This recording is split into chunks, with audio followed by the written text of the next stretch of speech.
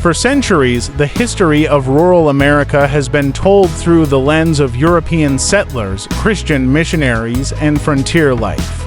But buried beneath this dominant narrative lies a hidden chapter: the presence and perseverance of Muslims in small towns and farming communities across the United States. Long before Islam was recognized as a growing American religion, Muslim voices echoed through the cotton fields of the South, the quiet farmlands of the Midwest, and even in forgotten rural towns where faith met survival. Much of this hidden Muslim history begins with the transatlantic slave trade. Between the 16th and 19th centuries, millions of Africans were forcefully brought to the Americas, and a significant portion of them were Muslims. Many were scholars, imams, and educated men who had memorized the Quran and lived by Islamic principles. Unlike what is often taught in schools, these enslaved Muslims were not just laborers, they were bearers of a sacred heritage. When they were placed on plantations in rural Georgia, Alabama, Mississippi, and South Carolina, they tried to preserve their faith in secret. Despite facing brutality, language loss, and forced conversions, these individuals continued to pray in Arabic, observe fasting, and pass down Islamic teachings to their children.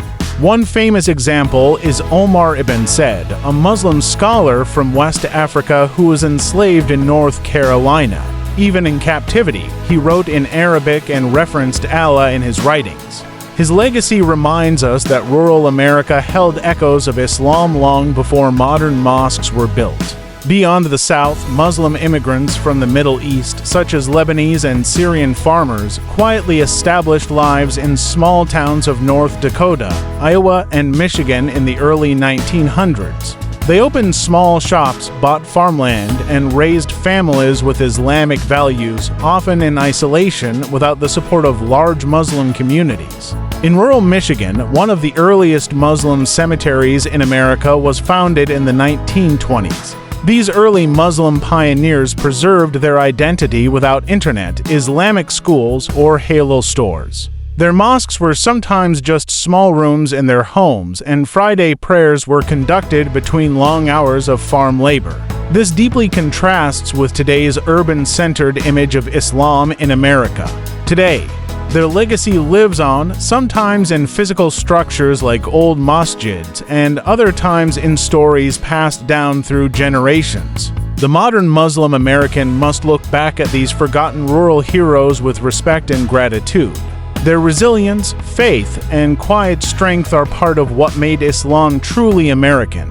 By reclaiming these stories, we not only correct historical neglect, but we also honor the beauty of Islam's patience and perseverance.